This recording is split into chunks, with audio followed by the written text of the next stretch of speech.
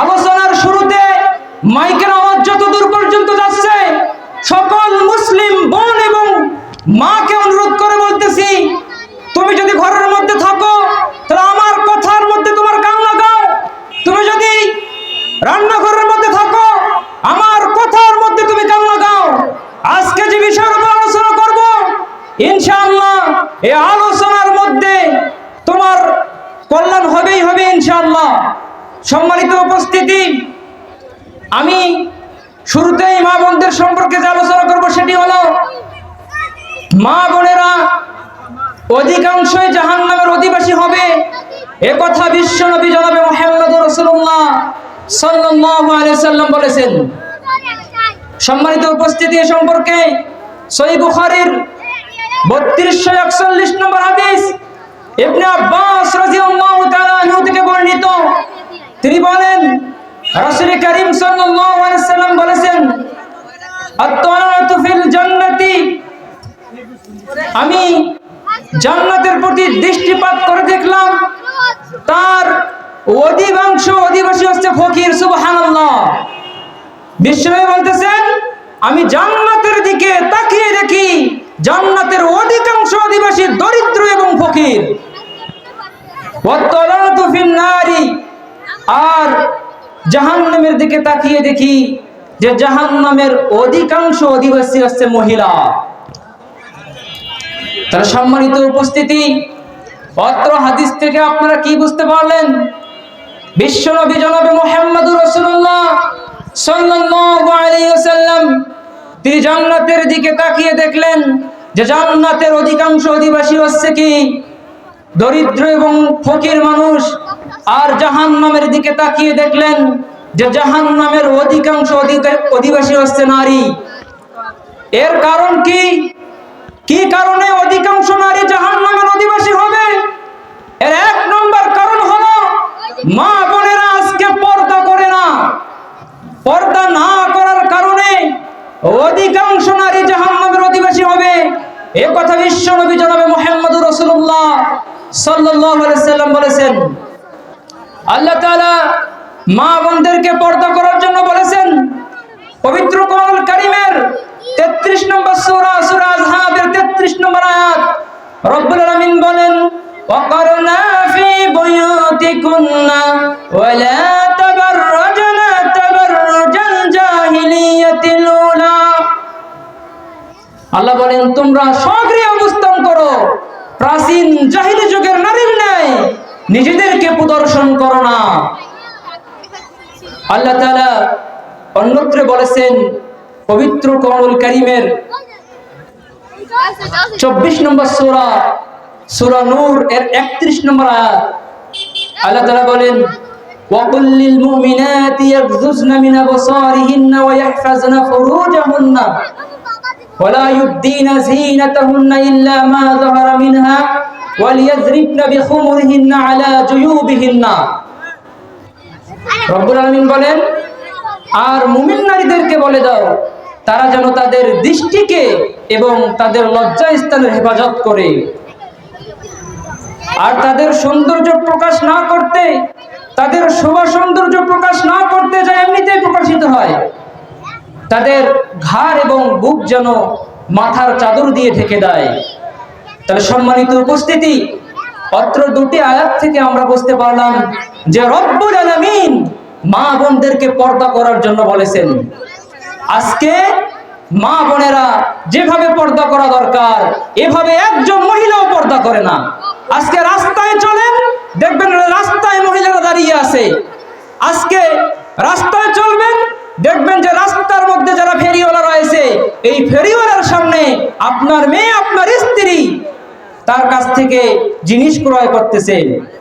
আজকে বেশরমের মতো, বেলজ্জার মতো পেট পিট দেখিয়ে মহিলারা রাস্তাঘাটে বাজারে যাইতেছে, অথচ বিশ্বনবী জনাবে মুহাম্মদুর রাসূলুল্লাহ সাল্লাল্লাহু আলাইহি সাল্লাম বলেছেন, যার লজ্জা নেই, যার শরম নেই, সে যা ইচ্ছা তাই করতে পারে। সুতরাং যে মহিলা বেপরদাভাবে বের হয়, পেট পিট দেখিয়ে রাস্তাঘাটে চলে, এই মহিলার লজ্জা নেই, আর যার লজ্জা নেই তার ঈমান নেই, আর যার ঈমান নেই তার জান্নাত নেই।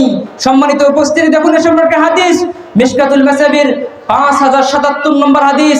হাদিস বর্ণনা করেছেন আবু হুরায়রা রাদিয়াল্লাহু তাআলা আনহু। তিনি বলেন, রাসূল করিম সাল্লাল্লাহু আলাইহি সাল্লাম বলেছেন, আল হায়াউ মিনাল ঈমান ওয়াল ঈমানু ফিল জান্নাহ।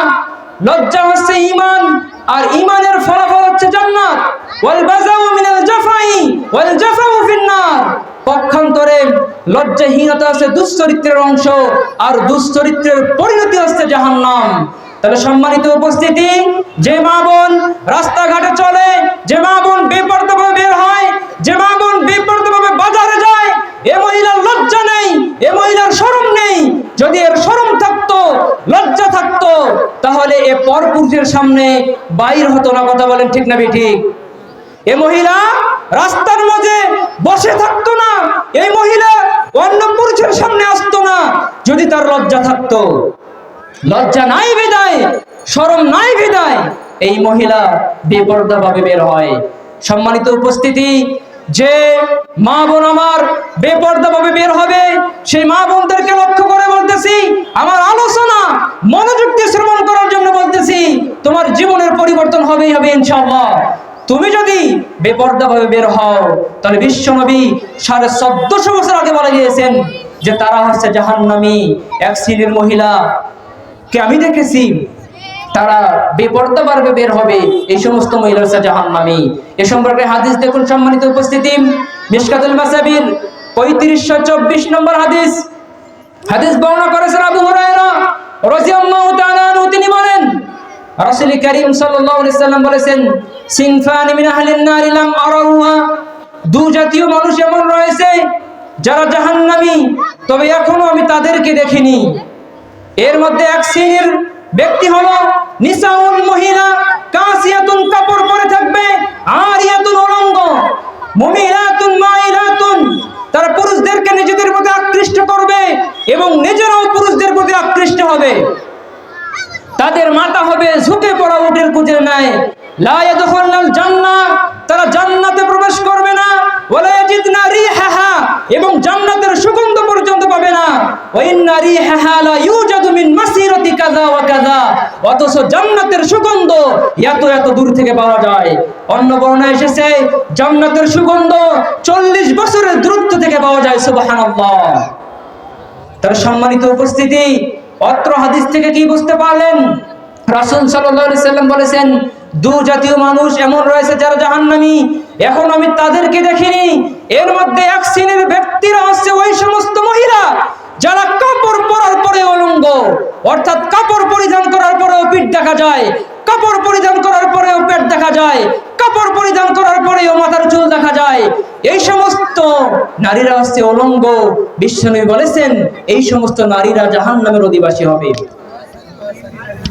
তাহলে সম্মানিত উপস্থিতি, এই পর্দা সম্পর্কে আলোচনা করলে আলোচনা শেষ করার সময় সুযোগ হবে না।